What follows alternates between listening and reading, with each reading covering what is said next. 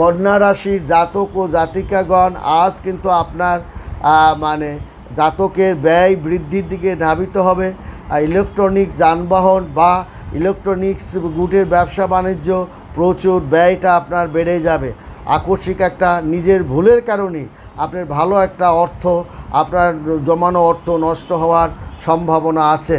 আপনি তৃতীয় ব্যক্তির যে সাহায্য সহযোগিতা আশা করছিলেন সেটা নাও হতে পারে, এবং আপনার চাকরি ছোটো ছোটো স্থায়ী উন্নতি দেখা যাবে। নিজস্ব ব্যবসা বাণিজ্য, নতুন অর্ডার ও ক্লায়েন্টদের সঙ্গে আপনি একটা সুসম্পর্ক বজায় রাখতে পারবেন। কাগজপত্র ছাড়া অর্থ লেনদেন করবেন না।